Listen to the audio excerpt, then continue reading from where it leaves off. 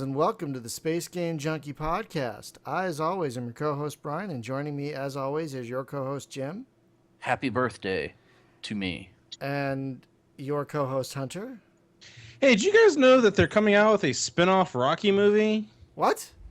Yeah, Creed. it's called Creed. Yeah, it's no, it's about not. no, I'm serious. It's about the kid's son, Apollo Creed's son, What? and Sylvester Stallone's in it.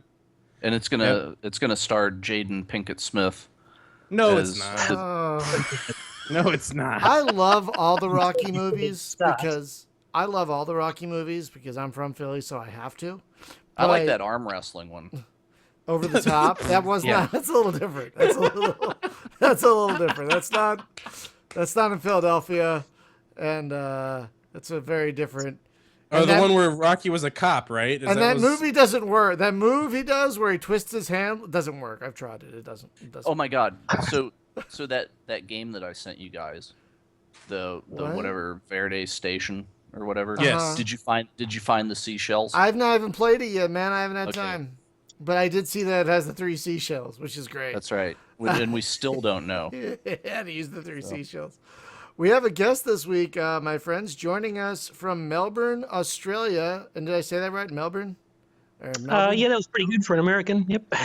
Okay, I've heard it said by Australians, so I tried to go that route. But I'm very East Coast American, so I've got this kind of raucous American accent. So I'm gonna make Brian watch The Castle like 3 times. The Castle. And then I watched The Dish as well. I don't know if The Dish is well known over there, but that's more space related, and you'd be far more into it. By the same guys who did The Castle, but it's about The Dish. Oh, awesome. Yeah, it's about the moon landing, and it's very, very good. Oh, awesome. Just writing that down. I will Google it now. I'm just writing that down so I have a note of it. A note. Drew is joining us from Melbourne, Australia. He is the designer/artist at 3-Phase Interactive, working on the currently kickstarted Build It and Lose It spaceship game, Defect.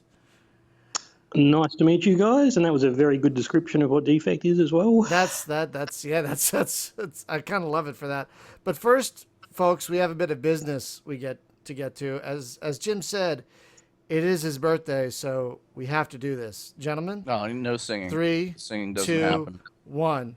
Happy birthday to you. Happy birthday to you. We're terrible. Happy birthday, dear Jim. Happy birthday to you. To you. You know, that really touches me inappropriately. So we've never had a show on your actual birthday, so this is no. I've never done anything on my birthday. This is not going to happen again for probably about 5 or 6 years. So that's how these things work, I think, with leap years. It's like stuff. Halley's Comet, but less significant. Thanks, Ray. Yes. Thanks. I know our singing was terrible, but you don't have to mute us. So I do want to explain to all the young people out there, which is everybody that's not 45.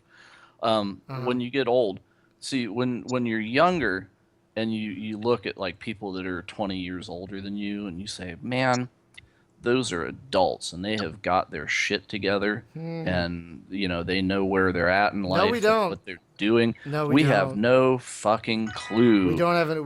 We are probably more angsty and less focused. We're muddling through. We're muddling through as best we can because we might have less energy, but there are a few things we have more of, and that's more debt, more bills. That's right. We got more debt, more bills, and yes, more responsibilities. So but here's the thing: we know how to look like we have our shit together after years of practice. That's where that comes from.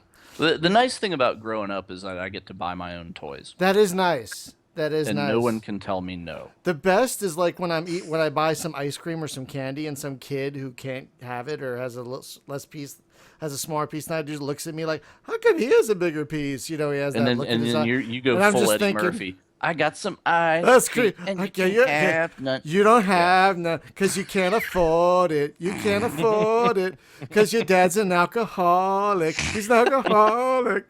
And you're on the welfare. You're on the welfare.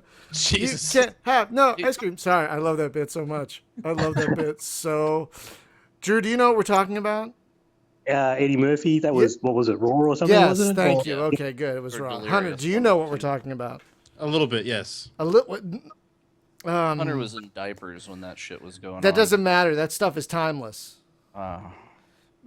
Lillian, this bitch in my house fall down She's the a stairs. Bigfoot, Gus. It was a fucking Bigfoot, Gus. She got the hair lip. We don't know where the children come from. Anyway, space games. Folks, seriously, if you've not seen Eddie Murphy Raw, it is one of the finest. Delirious. Is Delirious or Raw? That's I've Delirious. seen I it. It's think. just been a very long Both. time since I've seen it. The first one's Delirious. I think that's the better Yeah. of the two. Anything Delirious that happened until Doctor Dolittle. is good. really, yeah. That's would not agree. wrong. That's when he lost it. That's yeah. And then he did things like Haunted Mansion and what was that space movie he did? He did a Pluto space Nash. movie. Pluto Yeah, Nash. Pluto Nash. Oh, fuck me. Okay, that was. That's so classic. Oh my god. Okay, so He's talking with Arnold Schwarzenegger and Danny DeVito about doing Twins 2. what? No, that's a real thing No. apparently. Wait. I heard about that. Yes, What? actually. Twins Oh my 2. God. Oh my god. Oh. Well, maybe they're like in a nursing home, and Twins 2 geriatrics. I don't know. Oh my god. Did you okay. see the funny thing that Schwarzenegger did though, where he actually put the Terminator makeup Oh, on? he played and as a was wax walking- like guy. Yeah, and he was walking around in L.A. like how they have the people that dress up like celebrities and take Like pictures. cosplays and stuff like that. Yeah, but they're like the professional. Right. Yeah. Sure. And he's just like in among them, and he found a guy that was him, and was fucking with him, and it That's was great. Oh, that's. He also That's went to a amazing. wax museum and posed, and people were like, "Wow, it looks so real." And he's like, "Cause I am," and like freak the shit out of him. It was awesome. That's okay. That's pretty goddamn amazing. So, folks, we're not just here to talk about movies. We're here to talk about a space game that is currently kickstarting. And it seems like it's doing a good clip, man. It's as we record this, you're just short of $10,000. We're a little bit over that. I think we're at 12,000 now, but Oh, really? we desperately need more backers for that. Right. So this is just for the beer money, though, right? And then Well, you've kind of seen what the game is now and the intentions behind it. And the intention is that you can just make sort of anything that you can possibly think of. And that's a sort of ever-expanding job, which is what we need the money for, is to just keep on building new stuff into it. oh, okay, because I was gonna say like I've been playing this thing, and it feels like a complete game to It me. really does. I mean, I'm not far enough to see the end. Yeah, of there's it a yet, lot of right? stuff in there, but there's a lot more stuff that we want to do.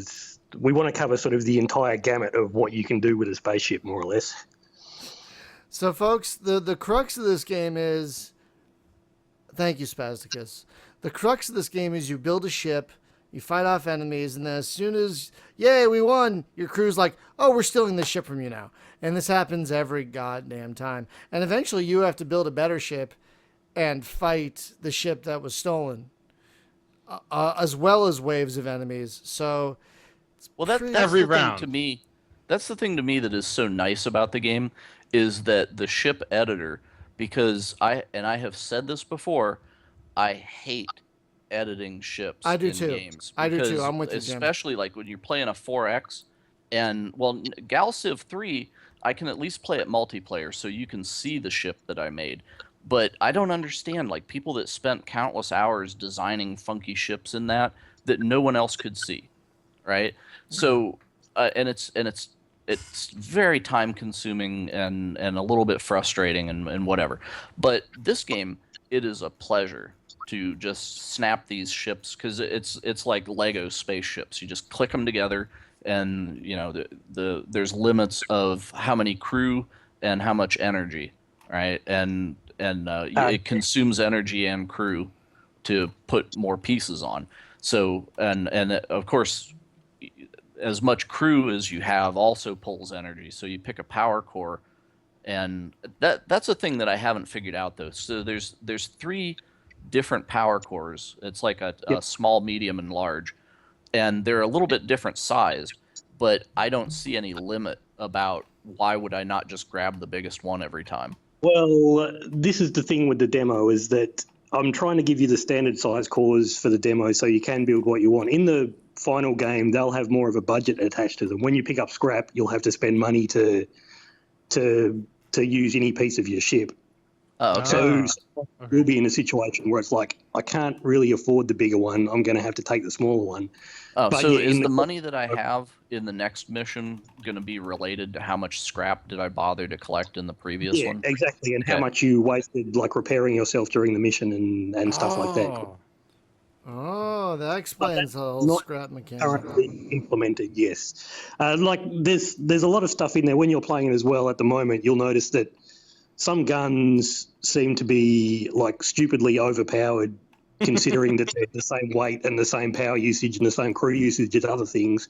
But their drawback will be that they're super expensive to use when we eventually get the money system going. Oh, okay, because that was going to be a thing I was going to ask was how do you balance something that has this many parts, right? So I guess you would have to have a formula of people, energy, and money in a Yeah, ratio that's the same, right? So it's like It's, if this one I save people, it costs more energy, and it's going to be like point for point or something, right? Yeah, exactly. At the moment, the obvious trade-off one is that sort of 1 point of energy will usually be 1 crew member. So it's pretty easy to do that sum in your head, but there's a whole bunch of other sort of balances and ratios that go into it as well. Right.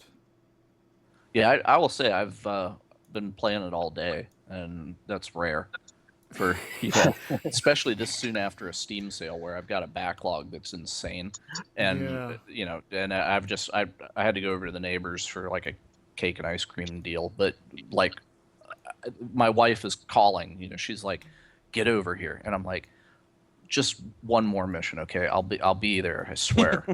Right? So yeah, I would say I'm having a good time.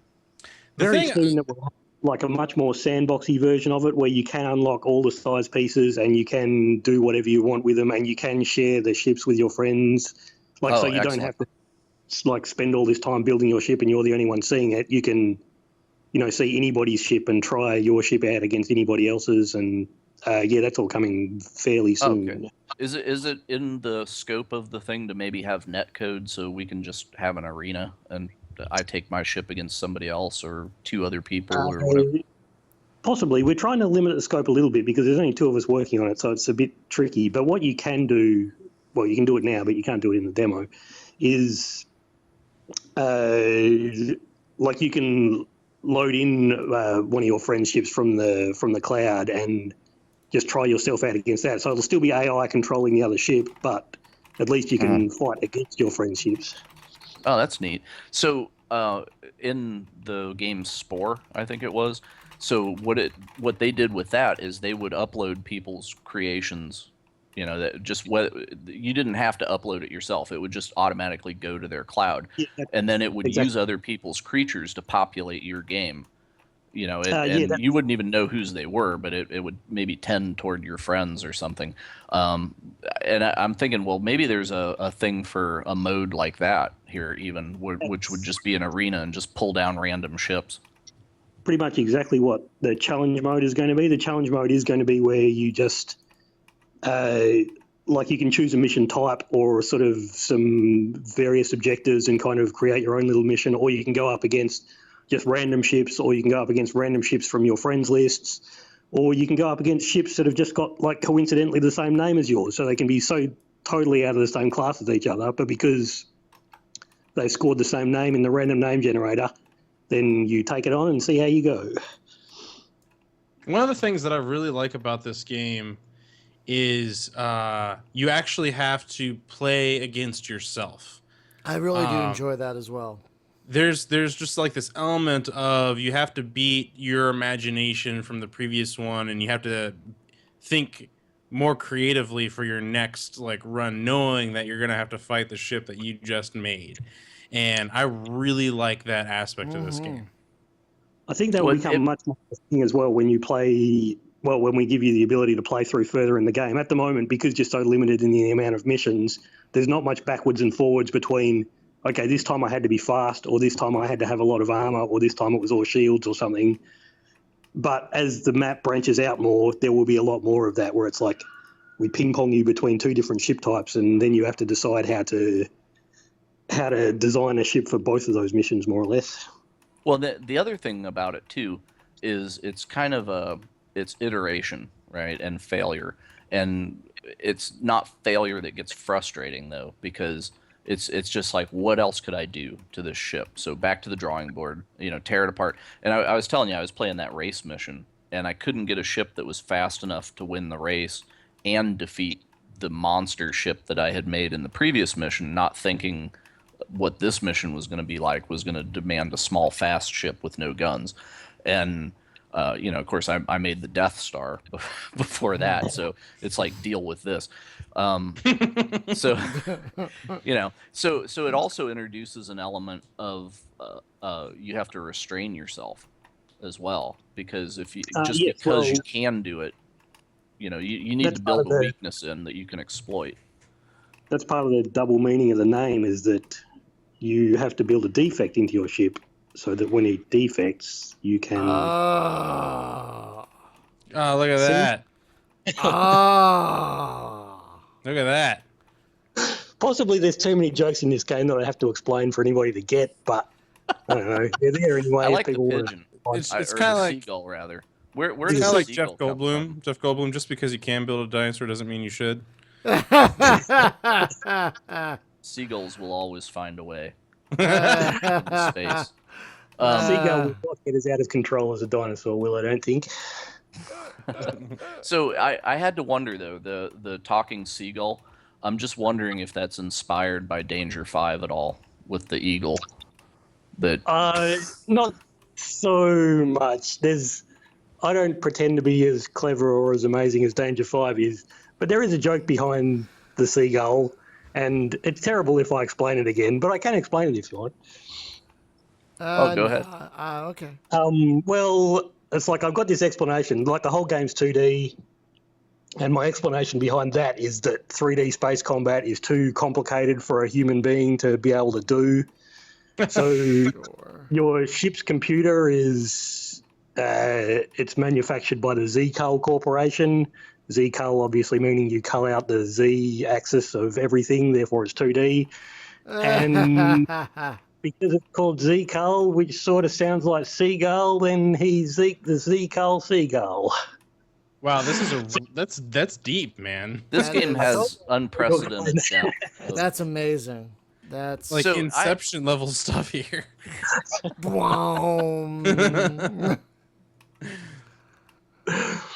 Yeah, but now the joke's out there. Nobody's going to find it funny anymore. Oh, I think it's funny. That's hilarious. Great. I love the dual meaning defect. No, I didn't even realize that. That makes so much goddamn sense now. I try to because we're Americans, and we're not as clever. We're not anywhere near. I know, and our mastery of the language is not as, because the Australians are directly from the motherland at a time when language is at its height, and it was not lost because they don't. Yeah. That's ironic because you were talking to me yesterday about bogans, and that's the opposite of what. That's right. I told him I was going to change my my commander name in Elite Dangerous to Commander Bogan Hoon. And just see who noticed. Hopefully no one. A random ship name generator, because if you know what a hoon is, then that gives me hope that I can just throw all sorts of Australian words in there, get away with it. You know what? Throw them in there anyway, and we'll just struggle to catch up, and it'll be funny. The culture shock is always entertaining. In fact, one of the ship parts should just be a beer can. Just have a big Foster's can, because it's not I've real. already got like a dozen cylinder parts in there. It's hard for me to explain another cylinder part. Well, you just skin it, right? It could be like random loot, like in Diablo, right, where you just get like a magic sword. It would just be like, oh, it dropped a magic part. It's a Foster's True. can. Yep. Yeah, So- but this is. I also mentioned this yesterday as well, is that we got in trouble once for putting a green and yellow tractor in a game, and then John Deere came along and told us, take that out. So I'm always very hesitant about putting any kind of semi-licensed looking thing in there these days. Oh yeah, Wow, That's John Deere, amazing that Really, John that's Deere pretty- would- That's yeah. like It came out of nowhere for us too. I was kind of happy that it had reached far enough for them to see it. But yeah, always exactly. Like, watching. it's a sign of success if you get sued, right? So because nobody sues the broke guy that didn't do Yep, anything, exactly. right? So in fact, the original game that you guys did, it was like a stunt driving thing, right? And I yeah, looked at well- some video of it. So that's mobile only, right? There's no PC. Yeah, that was our first game after we formed our own company. Before we did that, we worked at THQ for years and years at a place called Blue Tongue Entertainment. And yeah, after that folded up, the first game that we did was Stunt Star as our little experimental thing to see what we could get away with. And then after we finished that, went on to Defect. Oh, neat. THQ, you say? That's cool. Yeah, you aren't the guys that decided that making the art pads for the Xbox was a good idea, right? Well, it's funny you should say that. Because that was all decided upstairs from us at our offices. Like we knew the guys who were doing that, and that, seemed like a good idea at the time. Yeah. Yes, I knew some of the guys that were on the Darksiders team, and of course when that project went, it was Vigil, and they went and did their thing. But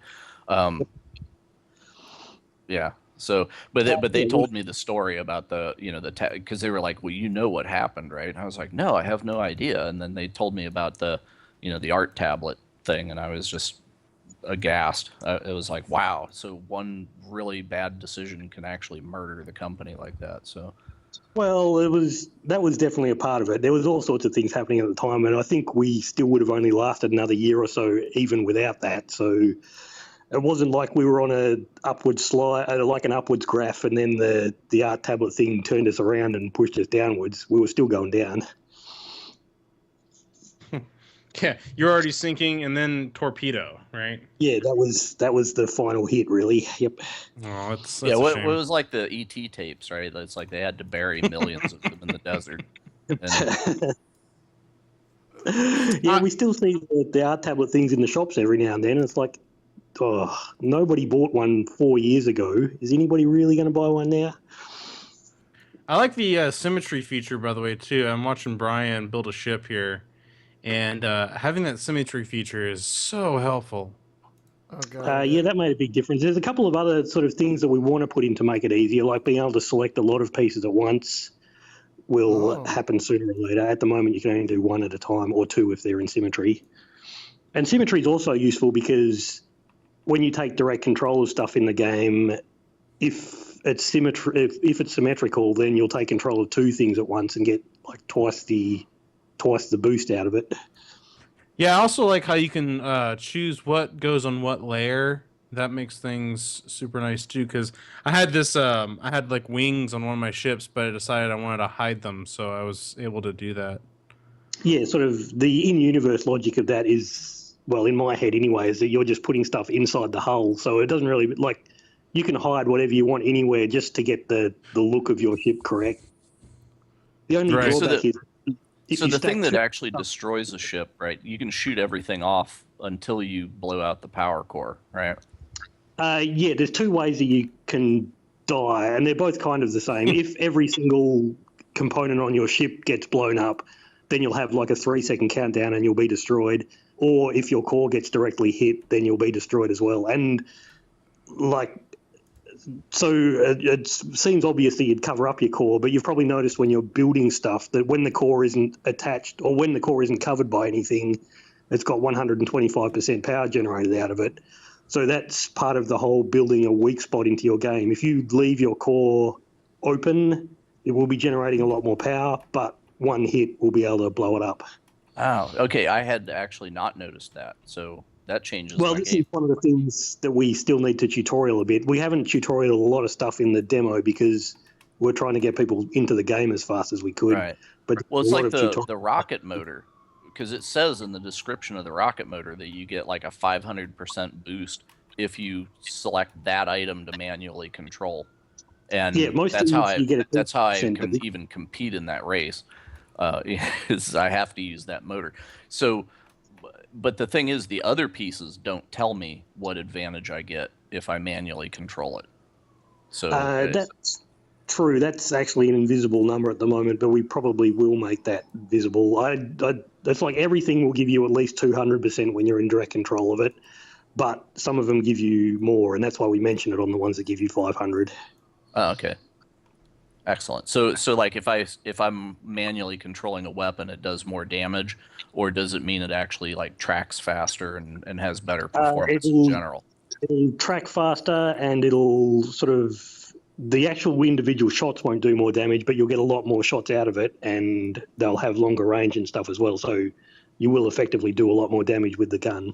Oh, okay. Because I was a little frustrated that I put some missile launchers on one ship, and it just didn't seem like the AI was using them as, it's like every time they recycled, I wish it would have shot. And there was times I was just like, oh, please shoot the thing.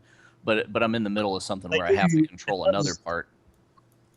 It does definitely need to have it's something that we're going to add is a cooldown meter on each gun that you've got direct control of, so that you can tell when it's due to fire again. It's sometimes very hard to tell with the missiles, I guess, because their firing distance is so far apart from each other. It feels like they should be firing, but they haven't quite recharged yet. Right. But yeah, we're working towards that, so it's more obvious when things should fire and shouldn't fire. Okay. Yeah, it's just I'm finding there's some things I guess you should explicitly tell the player, but there's other stuff that I think definitely leave to discovery, because it's, I don't want through iteration, where it's just like, what could I have done? And yep, it's like the standard size pieces that you're working on. I'm figuring that's almost all tutorial. They'll, like, as you unlock one of those, you'll sort of learn the basics of what it does, and then by the time you get to the supersized pieces, which are the ones you build your Enterprises and Galacticas and whatever out of, there is no more tutorial for those pieces because you've discovered the basics of them, and these give you the really large ones give you much more specialist abilities, or they only do one thing and not another thing that you would expect, but you figure all that out for yourself because you know the basics from the standard size pieces.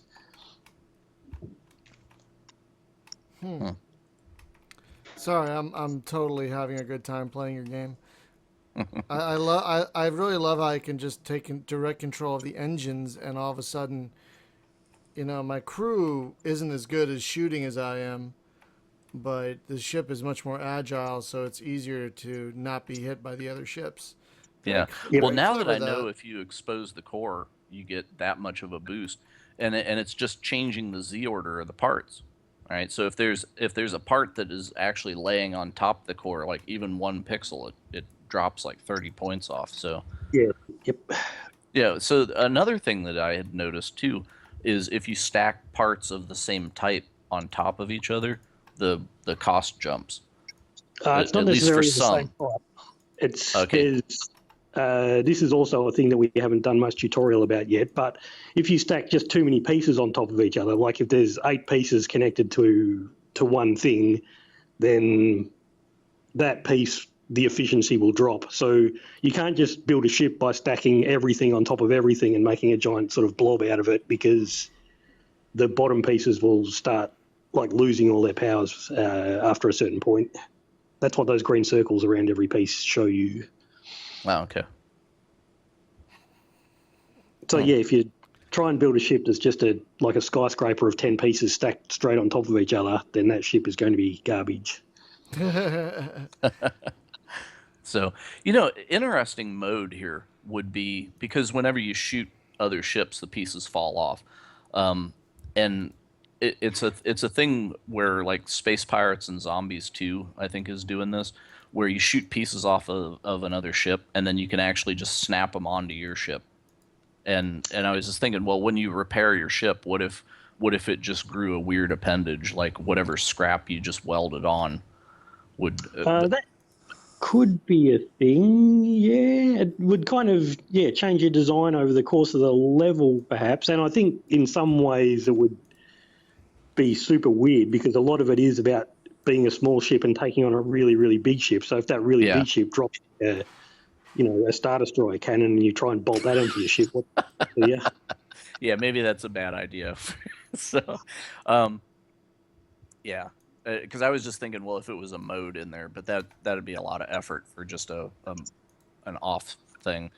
But and you'll kind of be able to do it in the next mission anyway. It's not like you'll have to wait very long. It's usually like the structure of the game will usually be that if you meet a ship which has got a new piece on it, then you'll probably unlock that piece during the mission. So when you get back to the shipyard, you'll probably just be able to take your old design and say, okay, now I want to bolt this massive new gun on it, and away you go. You've got that ship. Yeah, because I have found, I don't know if it's intentional or not, but the one gun here, the tri-stage blaster, it looks amazingly like the cannon on a B-wing. So it's just like I look at that part and I'm like, I'm inspired. It's like I must make a B-wing now. I don't know what you're talking about. If you look really closely, probably you'll see that in every single piece in the game. Yeah. Well, it's like, I see some Battlestar Galactica happening here. Yeah, it's definitely. Can you build yourself an old Cylon base star? You yes, almost you can. certainly can. Yes. It's very much. The thing about the new Galactica, but you can do old Galactica pretty easily. Yeah, the thing with speaking of that, are you ever gonna have like maybe fighters as a part, like you put a hangar bay and can launch stuff? Well, it's funny you should say that because already in there, there's a bunch of different fighter decks, starting from like an Enterprise style shuttle deck up to your SDF-1 style, like just loads of fighters, and even sort of we call it the shipyard at the moment, which is basically where you are, where you can build capital-sized ships and launch them off of that as well. Oh, neat. Wow. So, yeah, that will be, once you equip fighter decks to your ship, you'll be able to choose from ships that you've made earlier in the game and launch those off the fighter decks. That is really cool. Wow. Huh. So does the game remember more than just the last ship that I made? Like I might get a few missions down the road and then see something that I made before just in common use, or because I know it always brings the previous ship into the next mission. Yeah, that will almost definitely happen. There will be missions where it's just like a horde mode of designs that you've built previously where they'll turn up. Yes. Okay. And like I said, once you get to fighter decks and stuff, you probably will start seeing ships that you've built before being launched off of enemy fighter decks and stuff. Oh, neat. So what about in between different games? Like if, let's say I play the game multiple times, does it only use ships from the current playthrough, or does it remember historically everything that I've done? Well, probably in the campaign mode, it will only use ones from the current playthrough, but in challenge mode, which is like the semi-sandbox multiplayer kind of stuff, it just picks from your list, more or less. If you just pick to go against a random ship off your own list, then it'll remember every ship that you've ever built before and pick one of those. Oh, God. neat. So what is your role on the team? Well, there's only really two of us. I'm the artist and designer and, well, most things that aren't programming, really. Oh, okay. So you're responsible for like the characters that show up at the bottom of the screen and all that as well. Yep. Okay, because those are very, very well done. It's like if I was doing a game, I would be looking to hire you. Nudge, nudge, wink, wink. Yeah.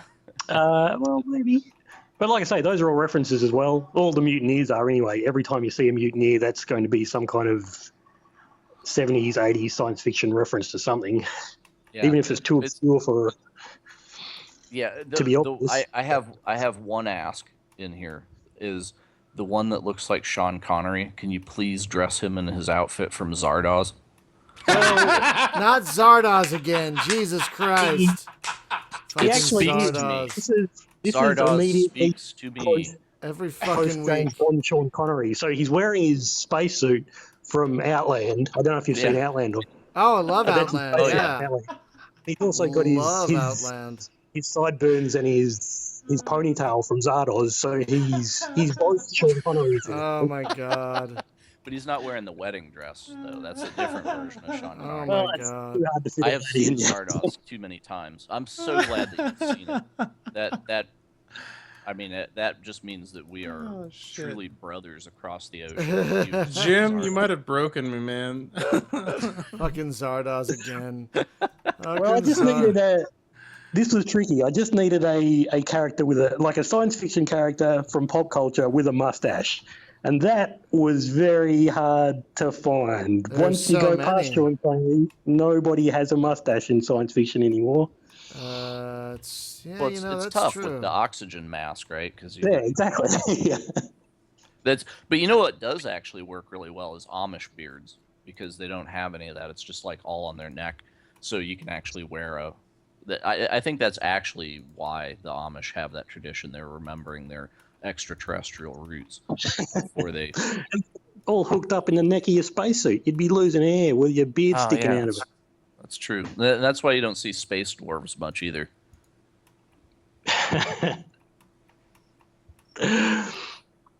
Or, yeah, space pirates anymore, which. Oh, How can you be a space pirate? Why are there so many space pirates when you can't have a beard?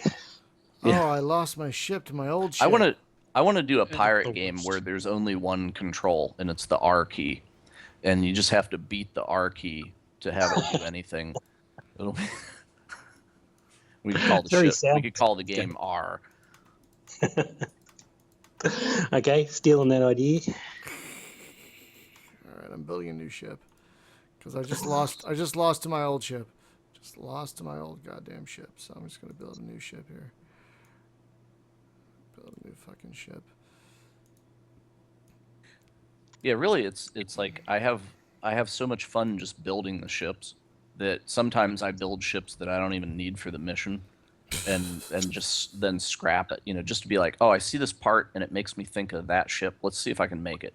And but it's kind of like I'm playing through the story to unlock more pieces, so that so I can because that's the thing to me is like, what am I gonna get the next time? We kind of wanted to have the progression like Diablo or something. So it's like you're constantly being rewarded all the time by just getting new stuff. There should be enough new pieces. There should be enough pieces in the game that's sort of almost any action you do will reward you with a new piece. Oh, absolutely, and this game is a master of keeping a continuous dopamine flow going to my brain as I, because really it's the incremental reward psychology thing, and it does it really well. And some games that that's basically where people walk away from a game, right? Is like the game is like not rewarding me enough, or it's frustrating me without giving me the reward for the frustration. Therefore, I'm done, right? Because I can find something that's got a better ratio to it. And if you do too much reward, then it also is not challenging, right? So because the game could be hard as hell, but it gives you too much of a reward, and people say, "Oh, the game's too easy," and it's like, no, it's hard as hell, but it just gave you too big of a prize. So At the moment in the demo, I think we do kind of give you too much reward because I'm just trying to get people to have all the standard size pieces by the time they're through about mission 6 or so. But in the actual game, they'll be drawn out like over way more missions before you unlock all that stuff. Yeah. yeah, but I mean the thing of like you're going to get certain pieces at the end of each mission, right? Yes. Rather they'll than always like if you be- play Diablo, it's like you're going to get stuff, but you don't know what you're going to get, and it's all like procedurally generated, whatever. And here it's not really left to chance. It's it's a sequence of whatever. So, which is good because that makes it balanceable. Because if you guys are procedurally generating stats for parts, that would be madhouse. There It's was a madhouse. Sorry. talk about it almost being like that at the start. With like, as you scale up your pieces, there was a lot of discussion between us about whether your stats should go up as you make the piece bigger. Yeah. But I think it would have made it just a complete random. It's like you don't know, like no piece has got definite stats, so it's like everything is just a random, like a random collection of numbers that changes with whatever you do with it. And I don't think that would have been super easy for people to figure out. Yeah, definitely. And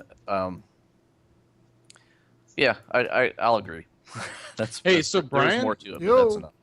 your ship right now it kind of resembles Rosie the robot. Just Oh my throwing god, that out there. it does a little bit. Oh my god, I didn't even think of that. Just You're- throwing that out You're there. absolutely right. I didn't even. Wow. I didn't even plan that. That's just what happened. That's Wait, can you make Mega Maid? She's gone from suck to blow. Just randomly throw in a Statue of Liberty head for no reason. And I've got a Statue of Liberty one in there. There are things I want to be able to, like, I badly want to be able to do stuff that looks like the DeLorean from Back to the Future and things like that, just so that I can get every reference in there. I'm just not sure how many people will use a car-shaped piece. Oh, I the will. Star Just- Car. I will. Just put it in Yeah. a box Last and Starfighter. people can make a Oh, TARDIS. yeah. Yep. Oh yeah, TARDIS Well, with guns. I'd make a TARDIS with guns. Absolutely. The TARDIS is going to be in there, but as a, well, forget I said that. What? The TARDIS Wait a be in minute. there as a weapon rather than an actual ship component. Oh my god. Wait a minute. That's insanely crazy. Yeah, so Just I'll call it- I need the Star Car from Last Starfighter. Starfighter. You And can and actually maybe also sort Death of do Blossom. that. If you could have a weapon that's the Death Blossom, I can only use it once, and it destroys Well, the it's- part. But The Death Blossom is actually part of the whole theory behind the design of the game, is that if you build yourself a ship that you can just rotate at ridiculous speeds because it's got so much maneuverability that you can do that, and just chuck guns all over it, then you've basically made yourself a Death Blossom just by spinning your ship around in a circle. so basically, I make a big pile of wings and I stick a rocket on the ass of it. And there are enough pieces to make something that looks a lot like the last Starfighter, so you can probably do that. Interesting. Yeah, I hadn't thought like, oh yeah, I could try that, making a Gunstar. But yeah, I definitely see one of these cockpits that. Yep. Okay. Yep. There's some armor things that look quite a lot like the sides of it, and there's probably two engines which are very specifically Gunstar-ish. Nice. Interesting. You know, it would be interesting if you had a really beautiful ship here and then could 3D print it somehow. Although it's a 2D ship, right? So that wouldn't work. But just feed it out to my printer, and I do make all the pieces as 3D pieces, but there's a lot of cheating to turn them into 2D pieces, so I don't know how well it would translate, but we've sort of had this discussion before, yeah. Interesting. So the shading that's on them, that's static, right? So like if a side is shiny, it's always. No, if you rotate them, you'll see that they're all lit properly. How the hell do you do that? Is that just a shader thing or what? We do that by just making them all as normal maps, basically. So what you would normally make your game thing out of, we just do it as a normal map and chuck it on a poly, and bam, when you rotate it, it's all lit properly. Oh, okay. See, the first time that I saw something like that was in the Source 2 engine, back whenever they were working on Half-Life 2, and it wasn't even out yet, right? But Valve had this demo, and they were showing, like, oh, we can make a flat brick wall and then shine a flashlight, and it casts a shadow on itself. And it's like, wait, but it's flat. And I still, I don't know. My brain can't get around that, because it's like, if I can't do it in Photoshop, I can't do it, so... It's pretty super cheap, really, and it's like I say, I think it works all right in the context of the game because there's a lot of different lighting situations in all the levels and stuff. So you need to be able to use lights to make it look like it all fits together properly. So whenever you set a normal map, I'm sorry, I just want to go down this rabbit hole. So when you put a normal map on, like I'm looking at one of the cockpits, right, and it's got like the shine on the glass, and the one half of the cockpit's light, the other's in shadow, and I rotate that thing. What actually is being told to the texture on? What do you There's two textures on it really. There's the normal map and the diffuse map, and the diffuse map is it's basically the color of it. So all that, gray and streaky stuff and the red stripes and whatever, that's all the diffuse map. The normal map you make I make a 3D model of it in ZBrush, and then you just render that out flat, and that'll give you this multicolored piece of art that you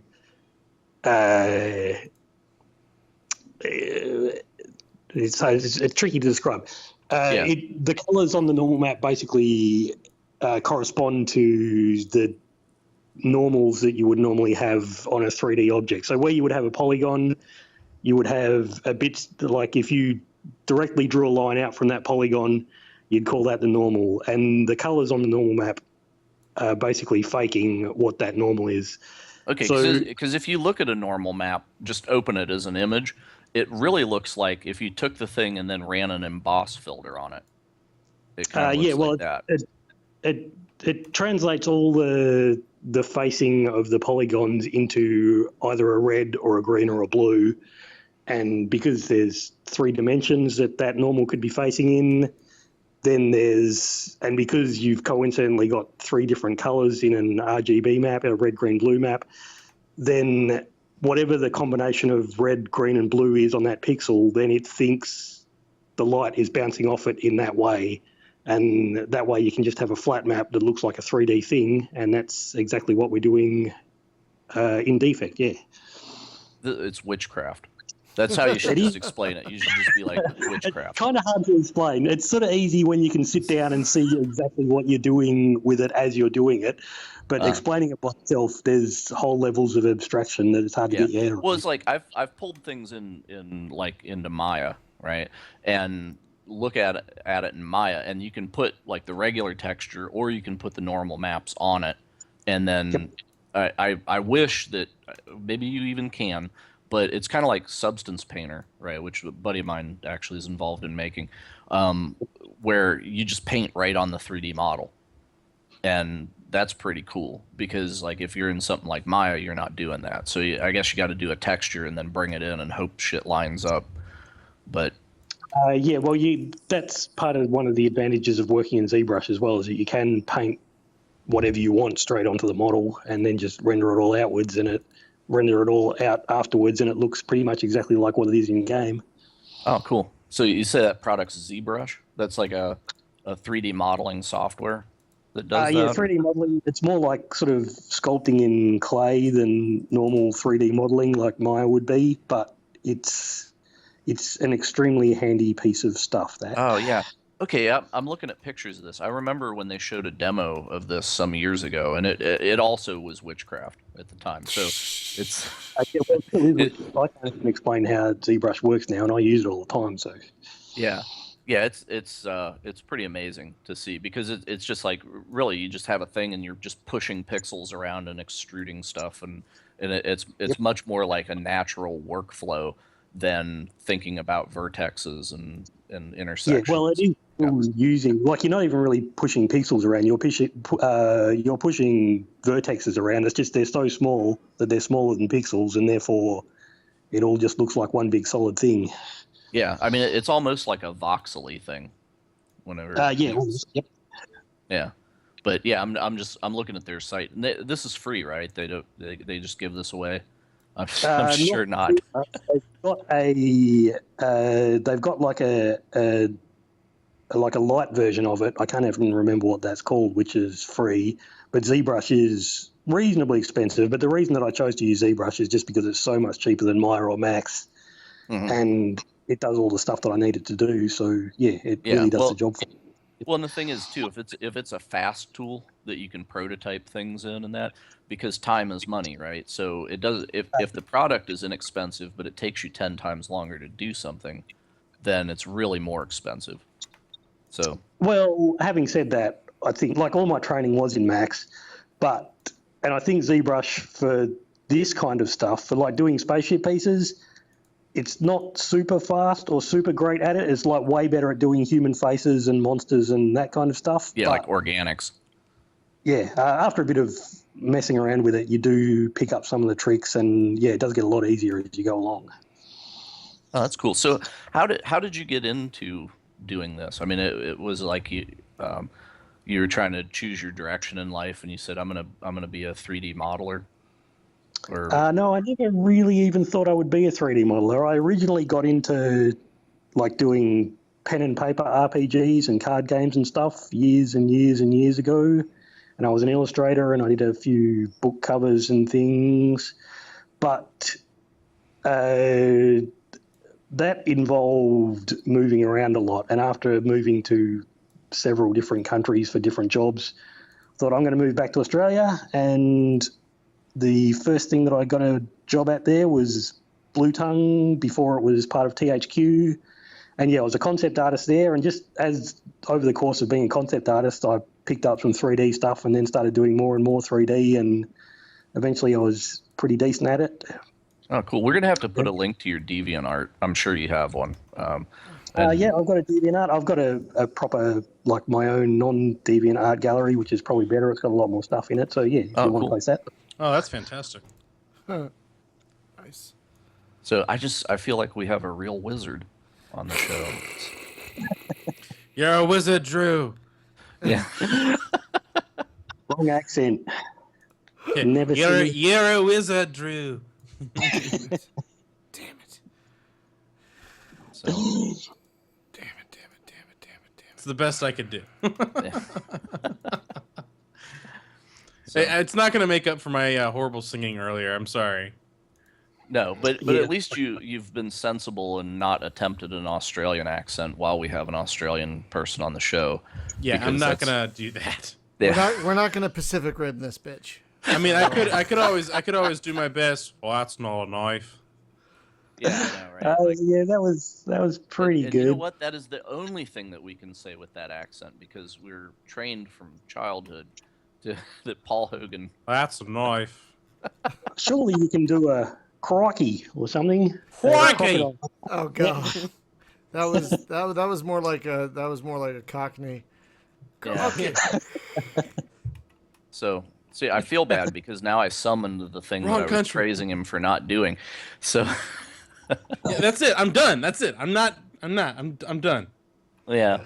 So, and we have not yet said anything about shrimp on the Barbie or the takeaway. Well, people something probably about don't know what takeaway is, and something What's the second about one? being in the paddock or whatever. In the paddock. Marsupials. Well, that is good Australian, but I don't know where you picked that one up from. Oh, I forget. I think it was like on a Riff Tracks thing I watched one time, and those guys were making fun of a Australian accented guy from Sharknado. Oh, riff. hey, speaking of riff tracks, so Drew and I were discussing a classic Australian movie. It was Return of Hercules Oh. that I'll send you a link to. And this was interesting because that version that you sent me, I wasn't even sure even existed. Those guys used to tour around to theatres and stuff here and just do it live. It'd be almost exactly like Mystery Science Theatre 3000 when they were doing it, where they'd just sit down with Hercules and voice over the whole thing. And I didn't actually know that they'd turned it into a proper movie at any point, because I Yeah. saw them ages ago when they were doing that. Yeah.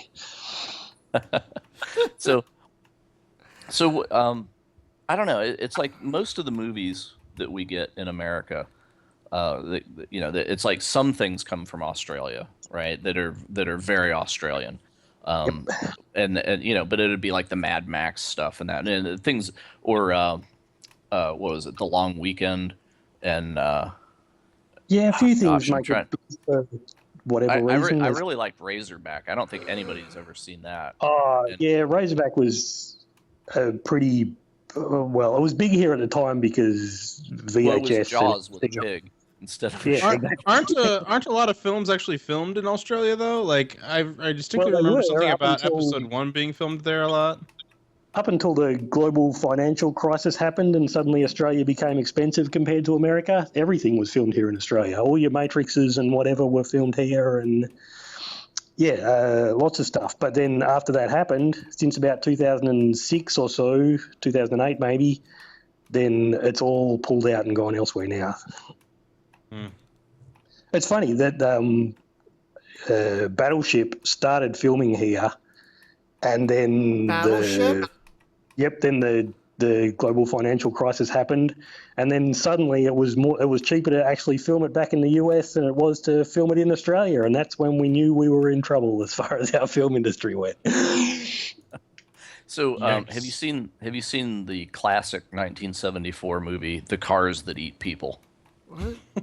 It's Was it the Paris or? That's Yeah, not it real. was called That's The not Cars. a thing. The Cars That Eat People, and it was in Paris, think I read- Australia, and Yeah, I recall this, and it had a Volkswagen with massive spikes all over it, and yeah. That's not a thing. That can't be a thing. oh yeah, Hard there was odds. Blood Camp Thatcher, which was also What? 2000. That's a classic. Gosh, there's I can't believe Patrick. this is a shock to you. Patrick The is, 70s and 80s had every movie that you can imagine made. But I'm just looking at things that are distinctly Australian movies, not, Dark City was actually Australian. Was it? Yeah, that was. Yeah. Yeah, yep. Oh, that was a great movie. Which was also strange because it was sort of very, very similar to The Matrix and came out at almost exactly the same time, and they were shooting just up the road from each other. So yeah, they had Dead That's a End lot. Drive-In, 1986. Yeah, there were so many things. The one, if you've seen the Howling movies, which it's the werewolf movies, Howling Yes. 3, the marsupials, because Oh. it's about basically it was a Tasmanian stink now. The Tasmanian tiger. Yeah, well, it was like it had a striped backside, and it was like a dog in the front. It was almost like a Yeah, that was like a Tasmanian chimera. tiger. Oh, okay. Yeah, so they were like the last surviving Tasmanian tigers had turned into werepeople, and there's this scene in the movie. Have you seen it? I Is have it- not seen this. Oh my god! So there's Jim, a fuck do scene. you see these movies, man. It's dude, I did a podcast called Bad Movie Podcast, and it was me and the co-host tried to kill each other with these movies. It was just like, I'm gonna find something you can't watch, and that was the dare. We alternated. So, oh, and by the way, I did find a movie that neither of us could watch. It was Holy Mountain. We couldn't. We ejected. We were like 10 minutes into that movie, and it was Holy like, Mountain nope, Batman. take it out. So, yeah. But yeah, so in the Howling 3, it's this girl, and she's super cute, right? And the guy falls for her, and they have the steamy, the love scene and whatever, and then they're in like the post-coital cuddling in bed, and he's like rubbing his hand down her belly, and his fingers like slide into her pouch, and he's like, "What?" And she's like, "Yes, I'm a marsupial," and I was just like, oh yes, this is the best movie I've ever seen. Wait a minute. How does that even work? How does that even work? Well, How? because it happened in Aussie That's why. That Yeah, doesn't- it's I a don't know if there's really a place called that, but there Pretty- should be. common occurrence here in Australia. You get used to it. So it turns out it looks like the movie Daybreakers was filmed in Australia. What? What It's that was- that weird Oh. Ethan Hawke film about the vampires, I think. Yeah, that was the vampires that had basically taken over, and they had warehouses full of people that were like blood farms, right? And I remember some like promotional stuff. I've never actually seen it, but yeah. That does sound exactly like the kind of movie that would be made in Australia. Yes. Had Ethan Hawke was in it, which is weird. Yeah, it had like Sam What? Neill was in it. Sam Neill. Yeah, I Oh think my it was God. Sam Neill. Actually, this was last year, wasn't it? This was recent. This It is was just a 5 few years ago. Yeah. Oh, okay. So- I might be. Oh my Go on. God! So we've totally lost track of the game. So this, wow, I kind of just love these graphics, but so this map that I'm playing on, is this going to be the whole game? Or are there other maps? Well, that's basically the number of levels that we've built so far. Oh, but that's okay. really about, I don't know. There's going to be a lot more levels than that. It's going to stretch out probably 3 times as big as what that map Ooh, is. nice. And I like how you can take different branches and stuff. Yeah, we'll try and make it so that if you get stuck on one battle, you can just decide, okay, that's not possible with my current ship. I'll just go in the other direction. Try it that way. Very cool. Very cool. I kind of like how you don't even like pretend there's a back command. It's just like AWD. Just deal with it, people. Well, I want to get into it quick. If there's one thing I hate in games, it's story. And I probably shouldn't say that, but sitting through exposition in games annoys me to no end. Oh, really? But Yeah, I'm there is- realising now that I'm making it that we probably have to do some, but I want to minimise Yeah. it as much. I mean, there is something of a story here, and it works. Yep. You know. Oh, what's I'm supposed to destroy this base now? Okay. Whoa! Shit! Missiles! Ow! Fucking fuck! Missiles! Okay, I'm not making this mission. Oh shit! I'm fucked. Oh man. That mission kind of dropping you in the deep end. It's like that would have been one of the boss missions out on the edge of the map in the real game, but we thought, might as well make it, you know. They've got all the pieces now. Let you do the experiment, figure out what you have to do. You know, if you want to get really deep, I was just thinking about how killing your former self is like moving on from your past kind of a thing. Like you could They could call it like Sins of Solar Empire's Past. No. Don't Probably do not. that. Don't do that. That's it. There is kind of a meta story about that as well, but once again, I think explaining that will be over-explaining it a little bit. So how do missiles work? I've not used missiles yet, but I'm gonna try it. How do missiles work?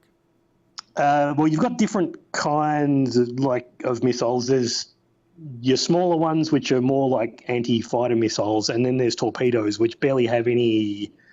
They're slow and they don't have much aim on them, but you use them for taking down really big ships because they do a lot of damage. Oh, And torpedoes are pretty useful in that level because you can sit back at pretty long range and fire them, but all those defense platforms around the outside are specifically made to shoot down missiles, so you've got one thing to solve there. God damn it. Son of a bitch. Oh. Okay. I can do this. I can fucking do this. Yeah, I just melded Hunter's mind. I found the clip on YouTube where the one marsupial woman gives birth and the little baby like crawls. Jesus, let's not talk about this. It actually crawls up her. This is What? disturbing. This is region some and- disturbing shit. I'm and not. into the What are pouch. you guys And it's talking like- about? This movie, man. This game. Everything is right in the world. Oh Jesus What Christ! are you guys talking about? Jesus fuck. We'll must we'll have tell been you. A whole We'll tell you. scene of We'll this tell you later. because I remember Sorry. the remake of the Blob, the Blob movie that they did back in the 80s. There was a very, very similar scene in that, except the girl in that case was just full of blob, and then the blob ate the dude. What? Wow, Is that's that version? the remake of the Blob that had that. I That's the haven't seen it, so I need to now. I'll So put that on the list. That's a good one. she had a blob in the oven. Yes, Or yeah. she was made of blob? She was full of blob. She'd been sort of and blobbing while they were making out. And And she didn't notice. She was she was at she some was point just during like, the you got a little blob thing going on over here. Did you? that's pretty much what it was. wow. All right. So So this podcast, wow. this podcast has been brought to you by the letter W for weird. Or what? This podcast is brought to you by the country Australia. Australia, it's where weird shit is made. Well, it's Isn't this how it normally is? They're- Oh. they walk around on their heads all the time, and because they're upside down. And That's offensive. Oh, oh. what? You said that's offensive. Uh-oh. You've We're offended Americans. We offended our claim- guest. We can claim ignorance, and there actually there was a movie that somebody made that it was about like two different groups of people, and one group lived on the ceiling and the other lived on the floor. I cannot think what the name of it was. It was like Upside Down, I think, was the name of the movie. It does ring a bell, yeah, but I can't think of what that is. Yeah. So, but anyway, that it just put me in mind of that. So, well. But anyway, I'm going to have to whittle down these platforms one by one. This is going to be fun. This is totally going to be fun. Yeah, this is one where you need to kind of build yourself a multi-purpose ship. So it needs Yeah. guns on it so that you can take out those platforms, and it needs torpedoes so that you can take out the rest of it. Yeah.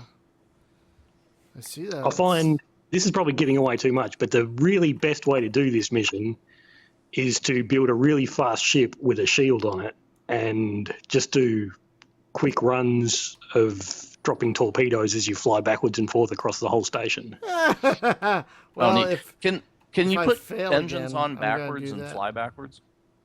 You can't really fly backwards. If you put engine, like when you press the W key to go forwards, it will just fire all your engines. So if you've got Wow. engines facing backwards, you'll basically just either go backwards if you've only got backwards facing engines, or you'll bring yourself to a standstill because you've got backwards and forwards facing ones. Oh man, this is crazy. This is crazy. This is crazy. All right. I'm taking down one platform at a time because I got torpedoes and lasers. That was smart of me. Oh god, fix shit, I can't fly, fix things. We haven't really, this is something we haven't talked about, but I like how you have to fix things on the fly using scrap that you collect as you play. That makes the game a lot more strategic and challenging. Like, oh, you have to monitor your parts. You have. I think it's going to, like, as you move up to bigger ships, it's going to involve like a bit more micromanagement as well. Like the whole taking direct control of things. Some guns and some engines will only really work when you're in direct control, or they'll have ammunition, so you'll want to keep an eye on how many shots you've actually fired, or you won't want to fire at some things at all. So you'll have to be in direct control of the guns to make sure you're not shooting. So yeah, there will be a bit more micromanagement as you move through the levels, I think. Yeah, that makes sense. Yeah, would you be able to actually turn guns off so that the AI just doesn't expend ammo if you're going to have limited ammo? It doesn't look Well, like there's a few missions in there where we've done that, where it's like you must make sure that you're not shooting anything at this point or whatever. And the puzzle behind that, like a lot of these levels are structured as puzzles, so we don't tell people this is what you do to not fire your weapons. It's basically what the way to solve it is just build a ship with one gun on it and then take direct control of that gun, and that way it won't fire unless you actually tell it to. So that's how you hold fire. And your soon-to-be mutinous crew will actually do the rest of... Yeah, well, they're not actually doing too much active stuff apart from the guns, really. Like, everything works on your ship. Oh. Like, just normally. Like, it works at 100%, so that's when you're pretending that the crew is in charge of it. But, yeah, when you're in charge, it's the Star Trek equivalent of diverting power to this or diverting power to that, and that's why it's more efficient. I've lost my scrap indicator apparently. Oh, there it is. When you zoom out, it goes away, yeah, but it comes back when you zoom in a I bit. see. Okay. I was Yeah, like, well, I don't know how one much thing I that have. one thing that I really actually like about the UI that you guys have here is that you can zoom all the way out, but you can still tell which way the ship is facing and the turret if you're Yeah. controlling it. Yeah. So it's Yeah, Very nice symbology. Very good usability in that regard. Very good. It was all usability. about the whole small ship versus big ship thing. It's like if you are up against a Star Destroyer or a Death Star or whatever, and you're a tiny little fighter, then you still want to see like the macro map, the big thing about what's going on, but you want to be able to control yourself just as well as you would be able to if you were down at micro size. Right. But it works. It works really well. How am I gonna hit this fucking missile thing? Hit that. Hit the missiles. Hit the missiles.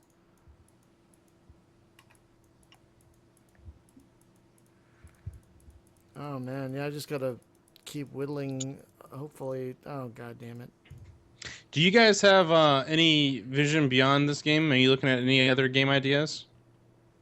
Well, we've always got a lot of different game ideas sort of bubbling up in the background. It just depends on, like when we get to the end of this one, it's like, okay, how much time do we want to spend on the next one? Do we want to make it small? Do we want to make it gigantic? Do we want to get in more people? And yeah, so we've got a few. Some of them, they always start out as really dumb, and then we just work on them for a little bit to see if they're usable or not. Like some of them just start out as a title, and it's like, yep, people will click on that if it's a decent title. But then we work on it for 5 minutes, and it's like, that's garbage. Yeah, well, the guy we had on last week, he said that their game started out, it was a blue square and a gray square, and the guy had it, moving around on the screen, and he was like, "Yes, that's the game." And they've arrived. It was a greenlit. college project, wasn't it? Yeah, it was like a college thing that they were doing in a class, and Yeah, that's a good and it way was to just like two prototype. simple squares moving around, and he got a really brilliant idea from just watching it, and he was like, "Hey, if we did this to it," and then it's a game that's they actually got greenlit like right after That's being on the exactly show. how we prototyped our first game, was just boxes and lines and stuff. But this one was kind of in the reverse. You needed sort of a really broad range of pieces and functionalities before you could even build a ship and get it started. So there was a lot of stuff that we had to do before there was any kind of even prototype. Well, it's very rare that we get a hold of a game that's in alpha that looks this good. Yeah. Because when I fired it up, I was not expecting that. Because it's usually they're pretty rough. They're in a prototypey. There's programmer art and stuff, and then here it was just like, wow, that's like I put a picture of the seagull guy up, and I was just like, was not expecting that. So Crap. yeah. Well, this is good to hear. Yeah, we've been working on it. I mean, it's kind of been in alpha amongst ourselves. We've kind of had it working for a long time. And like I say, with this project, it was the reverse of a lot of things. So a lot of the art came first before we had any real game functionality. Mm-hmm. And that's why the art has just had so much polish time over the course of it. Yeah. Well, and that's usually the reverse, right? Because you want to make sure that you have the pieces of the game that are going to be there before you create the art, because otherwise you're creating art for things that might never even be there. So yeah, exactly. Yeah. But in this case, though, it was, well, we know we're going to need, if you want to build a ship out of a certain number of pieces, we're going to need those certain amount of pieces to even start. So yeah, we had to do all that stuff first. Yeah, it's just an interesting development cycle, because it does kind of go against the norm in there. So, but so that was why it was really surprising to me, because we very rarely see a game that actually has to have that development type. So. And we kind of planned around it a little bit from the start as well. Because we're really small, there's really only usually two of us working on the game at a time. well, there was things like, okay, if we cross that out and we cross that out, then we can put all our resources into this. So it's like if we do this game, then we don't have to do any real animation, and the physics is pretty easy, and we don't have to spend too much time on this, and we don't have to spend too much time on that. And that way we knew from the start we could focus on this is what it's going to look like and this is what it's going to do, and we're not wasting time trying to develop stuff that we don't actually know how to do ourselves. Man, I wish I could have more than one core. God damn it. Well, you can. There's things you can bolt on. Yeah, That'll give you more power. that add power, but they need more crew, and then you have to bolt things on that need more crew, and it just... Yeah, so you can have a thing of cockpits and solar panels. And What? just make a Borg cube out of cockpits and solar panels. What is that? And then A railgun? Ooh, what is that? A robot bomb? Oh, I love a lot of these things. Okay. Robot Bomb is actually meant to be the pod out of 2001, and it'll have a Hal-ish voice on it when we eventually... it doesn't. I'm sorry, Brian. I cannot do that. Just kind of like... honestly, the first ship that I made was the Discovery.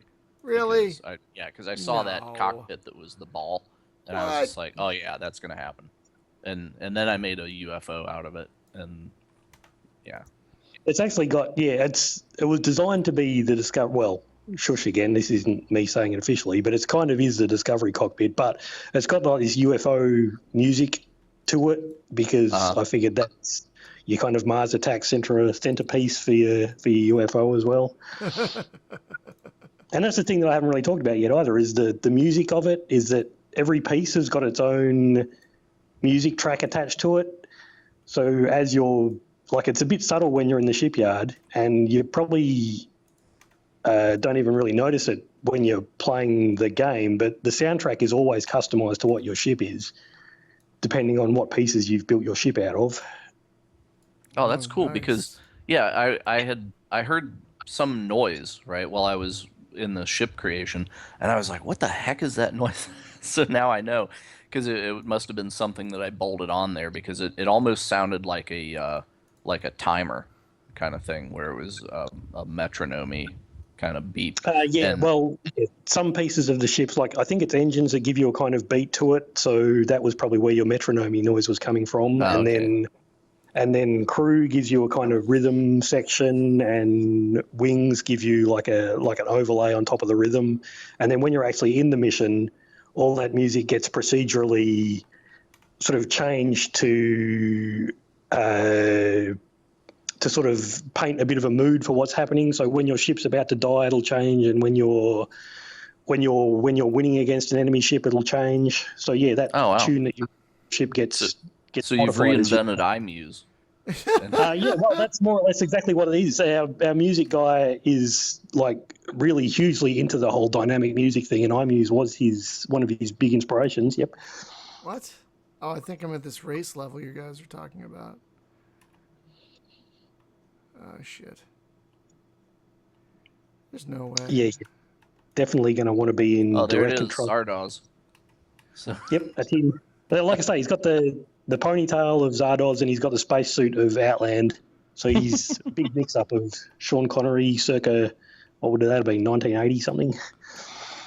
I like how he just says, race me! And then he just takes off. Like, you son of a bitch. Okay. I built this ship with lots of front-facing guns, and now they're going to be useless, you fucker! Okay. Oh, shit. Yeah, I was disappointed you didn't have the option to shoot the guy. Shit. This is your introduction to racing, but it will happen later. Oh. Oh, man, this sucks. I kind of like how the ship names, you don't get to choose them. They seem kind of like generated based on the... Well, you do actually get to choose them, sort of. Oh, okay. If you go back into the shipyard, then you click on the name, you will generate random names every time you click on it. I'm victorious. Next time, bring a real ship. Okay. That was terrible. That was a terrible Sean Connery. That was a terrible... My name is Captain Ramius. I'm a Russian submarine commander, but I am from Scotland. Your mother's a whole Trebek. The J is mine. Yes. My favorite one was when he was in Highlander. He was like, I'm from Spain. No, you're yeah, not. No, you're not. You're not from Spain, you son of a bitch. And this was while all that stuff was actually set in Scotland, and yet he was from Spain. Right. Yeah, he's like, I am a Spaniard. No, I don't think you are. So Ooh, I think it's the game crashed movie on me. time again. So there there it is a is. movie. It's called OK Connery. What? It does not star Sean Connery. It stars Sean Connery's brother in an Italian spaghetti James Bond ripoff. No, that's not called OK Connery. It's called something else. It's It called is something OK else. Connery. Yep. No, I've seen the Mystery Science Theater did that movie, and it wasn't that called that. They changed the name to protect the guilty then. So, What? Okay. So I'm going to build something really speedy, and I'm going to put like 80 million engines on it. If you're back in the ship, like I say, if you click on that name up the top, it'll generate a new name for you. I actually spend hours doing this usually to get the right name on my ship. Oh, but you can't like type it in. Cactus biscuit. Yes. Yeah. oh wait, it's dual title. It's OK Connery, and it's also called Operation Kid Brother. Yes. Operation Kid Brother. That's Yeah, That's how I know starring the other Connery, Daniela. Oh, is that why it's called Bianchi. Operation Kid Brother? Because it's his kid brother. Yeah. Yep. Yep, that's exactly right. See, it's like your game. It's got like the subtle joke in the Layers, yeah. That is so ridiculous. That is tiny. That is ridiculous. Okay, I'm building this little maneuverable fucking thing. There we go. Okay, so I'm gonna just put engines, fuck you, engines on it. If you leave armor off it and you leave any sort of turrets off it, because turrets are pretty heavy, then you should be pretty fast if you're in direct control of the engines. Yeah, especially if you take the rocket engine. The rocket engine? Yeah, there's one that's a big. It's called the 2255 space rocket, Oh Jesus! Yep. it's and you get Christmas. a 5 times power boost if you Oh direct my control God! it. So you chuck 2 of them on symmetrically, and if you're in direct control, you Two of probably them. might Oh even. man. Okay. Well, that's the thing.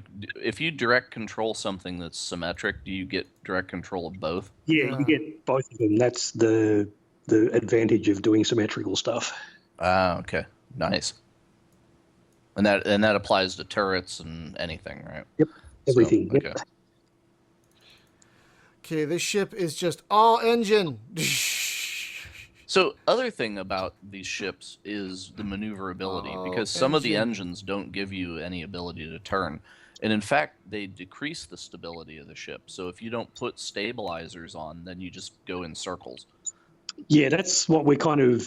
I make a couple of jokes in the descriptions about wings being useless in space, but we are using them in our game for. It adds maneuverability so you can rotate faster, and it also adds stability. So the engines that make you really wobbly, they get like smoothed out by having wings on you. Yeah, I noticed that's what you guys do, and that makes sense. You could have one that's like super destabilizing but really fast and call it the wobble drive. And Yeah. Okay, I gotta put some wings on this thing, and so for better maneuverability. This is gonna be the weirdest looking damn ship. This is gonna be the weirdest looking damn ship. It's a good set of wings. I made a. Oh wow, there's an A-wing. Jim, it's got a giant pair of tits on the back. Oh no. It's that ship from Battle Beyond the Stars that looks like a Oh my woman's gosh. reproductive system. Yes, it's the Corman.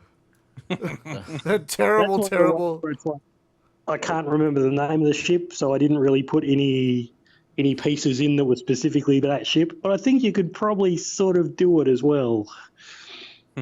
Those are your tits, madam. Yeah. Well, the one that looks kind of like a B-wing gun, if you flip it, it'll look right for the guns on that thing. So yeah, you could definitely do it. Okay, God damn it. Jesus. No, that's not what I needed. Fuck you. God damn it. Okay, I'm trying to build a really speedy ship. So you have an A-wing with the space shuttle stuck on the nose of it, Basically, it's what I'm two working on giant here. breasts. That's basically what I'm working on here. Yeah, it's exactly. You should put nipple guns on that. No guns, because Oh, you're gonna need guns. What? Don't forget, after the race, you must fight the mutineers. Oh shit! Your last ship will show up. Yeah, I was shocked at that myself. I forgot, and I built this awesome ship that didn't have a gun on it, and then it was like, and there's the mutineers. Kill them. Oops. Well, you might still be able to do that level without guns, but it's hard. Like if you can draw him into smashing into an asteroid, that's what I was thinking. Yeah, I'm gonna try it without guns. Well, this would be a different game if you had collisions between the ships, because we did used to have collisions between the ships, but it was really hard to make, like especially when you got to fighters versus big ships, because when a big ship would rotate, they could just son of a vacuum bitch through all the fighters and smash them all to pieces, and that didn't seem right. Get back here, you bastard! Get back here, Rashmir. Oh fuck it! Yeah. So take a direct. Oh, there you go. All right. I see him. Now you're hella fast. I see him. You motherfucker. Get back here. So you missed the. You have to attack all of the things. Oh, fuck. Yeah. Yeah, you got to hit 8 points to continue that one. Yep. Yeah. You know, nobody, I don't think, has ever made a dedicated top-down spaceship racing game before. No. Very few space games actually have racing in them. Freelancer, Evercron Mercenary. And that's it? That's it, yeah. That's it. Come back here, Stash. Come back here. I see you. Oh, his name is Stash. Oh, you get it. Well, well, this is a double joke as well. Is it basically Stash is the guy who will start selling you stuff at some point? So he's your stash of junk that. Oh my God! With the double meanings. Why he had to have a mustache, because all the main player characters in it, well, not player characters, but the sort of good guy characters, are named after their hairstyle, more or less. So What? yeah, he had to stash and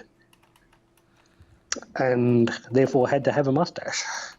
You should have a guy with a giant afro and call him Death Star. And Oh no! I missed the waypoint. Son of a bitch! I was showing one of the guys that I work with. He immigrated from India, so he was not here for the 70s. Although he's old enough, you know. And I was just like, well, here's what was going on in America in the 70s, and I pulled up some pictures, right? That was stuff, and there was one where this woman is laying on a couch, and she is wearing the same pattern on her clothes that is on the fabric of the couch, and also the curtains behind her. And I'm like, this is 70s camouflage, right? Oh, the 70s. But she had she had one of those giant Death Star afros going on too, and he looked at it and he's like, that's no moon.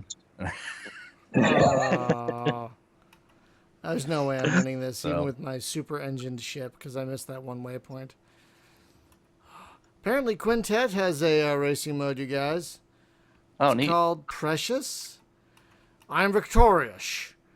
Next time, bring a real ship, like a Typhoon-class submarine.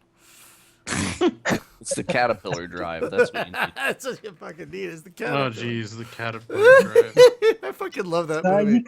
You can make stuff that looks like submarines if you really want to have. I did see that. I did see that. Yeah, I did see that. If you really want. I know a guy who actually served on a big nuclear submarine for several years. Oh, really? And I asked him, I was like, so level with me. How realistic was that movie? And he's like, not even remotely. No, not even a little bit. Not even a little bit. No. It's fun. It's way too expensive inside to be a Russian submarine.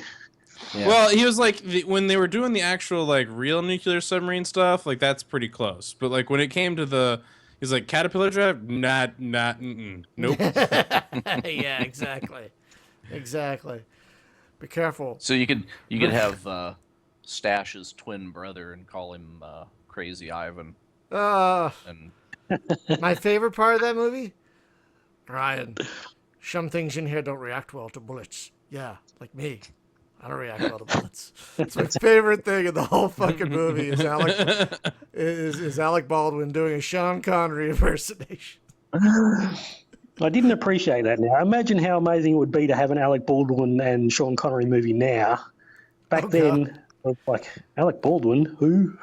He's Sean Connery was retired from acting after The League of Extraordinary Gentlemen, yes. which apparently was a horrible movie. It was... are we allowed to swear on this? Because Absolutely. Yes. Fucking swear a fucking storm. Yeah. Absolutely worst the comics. And when that movie came out, I was utterly hyped up for it. And I remember it's the first time I ever came home from something and went on the internet and looked up, why is this so fucking stupid? it's like, what happened? Oh, yeah, I heard it was terrible. And I love the premise and I love Sean Connery, but I couldn't even bother to force myself to watch it, ironically. Yeah, don't even. Yeah, I think the last Sean Connery movie that I watched that he did was Finding Forrester. I didn't watch The League of Extraordinary Gentlemen. And Finding Forrester came out in 2000, so. Yeah, wasn't League like 2002, 2003? Yeah, it's 2003. Pretty sure. He said during that one, that's it, I'm done with movies, and gave up. He probably doesn't need to act for the rest of his life, you know. He's probably set. Yeah, you know? he needed to act since 1978. I did get to see him live once. He introduced The King and I for a retrospective that we saw at a local theater, and that was amazing. Oh, nice one. The best thing, I was surrounded by a bunch of women in the crowd, and he showed up on the red carpet, and you just hear all the women go, just all of the women just go, huh. So I turn around, and because I have no shame, and I ask, ladies, he's in his 80s. If you had a chance, would you fuck him? And a unanimous yes. Just no fucking. There was not a no in the house. Just everyone's like, absolutely. All the girls are like, definitely. Because he's very in person. You're like, damn. Just damn. So I reckon that's different for some people. I don't get to see many celebrities because I live in Australia, but yeah, some people seem a lot actual. Well, I can remember when I was in the United States, I saw Jay Leno walking down the street. Mm-hmm. And when I saw him, I was like, that I can just imagine. He just looks like a normal old guy. He looks like he should be in a retirement home. Right. Whereas when he's on TV, he looks like Jay Leno. It's like they're almost two different people. Whereas people like Nathan Fillion are just as pretty in real life as they are on television. The interesting thing about Sean Connery is Sean Connery has always been the old man. Like, he's just always is like. I mean, I referenced Highlander already, but you look at it like Highlander or when he did The Rock, he looked the exact same. Like, and even when he was Indiana Jones's dad, he was only like 5 years older than Harrison Ford or something, wasn't he? But he looked like he was a lot older. No But if idea. you go back and look at Dr. No, it's like he could just kick your ass by looking at you. Yeah, I know. You know, and it's because he has those scraggy cheek things going on since he was born, by the look of it. So that's what makes him look. He's 12 years older than Harrison Ford. Yep. But still. That's it. But still. That's it. Yeah. Oh my God. But still. Wow. That's amazing. But at least he had the sense to get out of the franchise before the monkeys and Christmas skulls and the ants, refrigerators, and the ants. I think I'm thinking I should go back and watch that at some point to see if I was just being overly negative when it came out, but then I just can't be bothered. It's like, you weren't. It's weird. Like, I'd never said, "Oh, come on," in an Indiana Jones movie until the ant scene. I don't know why it was that particular scene, but I was like, For me, it started sooner than that. With the refrigerator. No. When Shia LaBeouf was doing his Tarzan thing. Suddenly he could swing from It's like, I could actually accept the refrigerator thing. I thought that was almost good Indiana Jones, but after that, I couldn't No, accept I mean, it. like, first of all, he's using his fencing knowledge from college on a car chase scene through the jungle with perfect balance, and then he grabs a vine and starts swinging with the monkeys.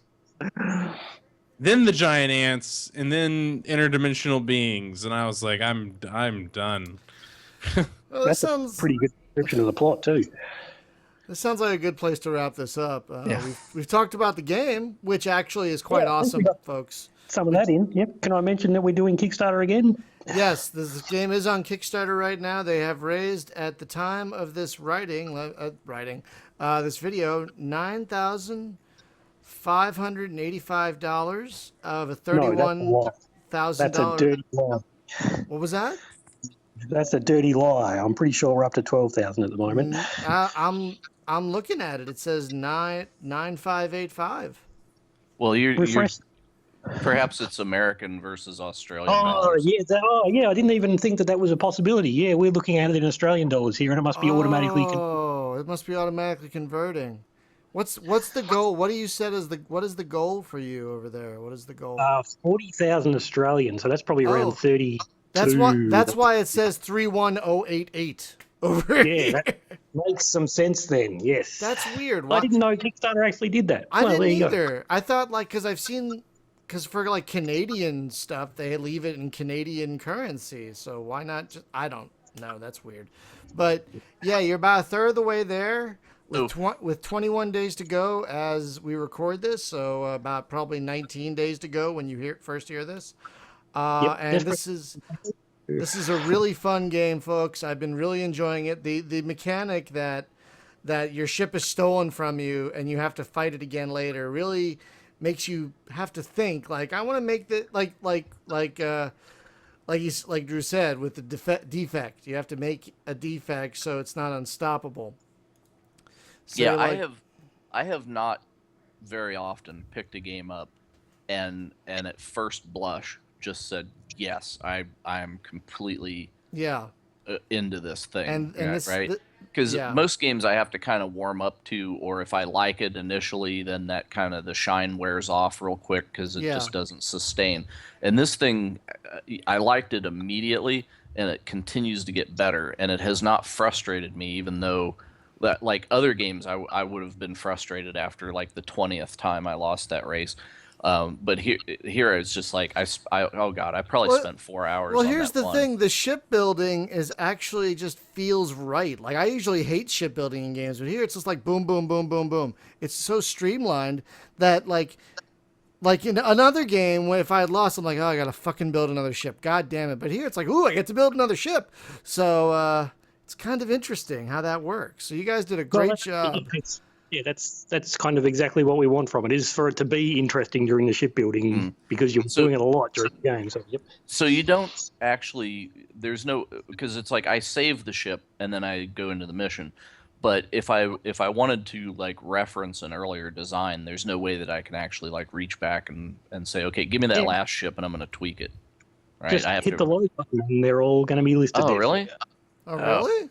I saw the load button, but I didn't see the load button. So Hang on.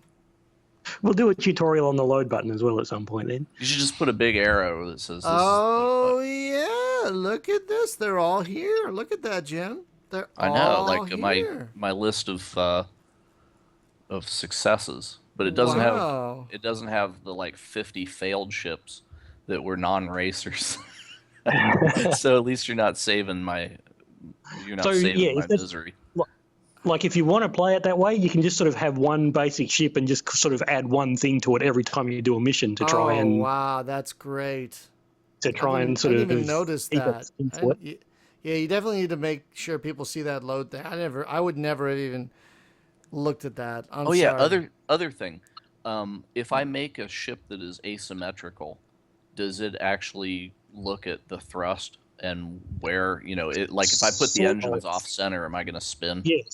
Well, not so much off center, but if you actually rotate them so that they're pointing at weird angles, that will make a difference to your like turning speeds and stuff. There's no real like center of mass to your ship, so to speak, so it doesn't really rotate weirdly around a center of mass point if your engines are off axis. Right. But yeah, like I say, if you do rotate your engines to be facing slightly outwards, that does make differences to your ship. Okay, so the point of rotation of the ship, like it just looks at the ship is this many pixels long, and then that means in half, and that's your center, and you're going to rotate around it, right? Yeah, Okay. pretty much. Yep. I love. I think Knifey Biscuit might be my favorite name, or Knifey Pawn. Knifey Pawn is my favorite name. You'll find some good ones in there.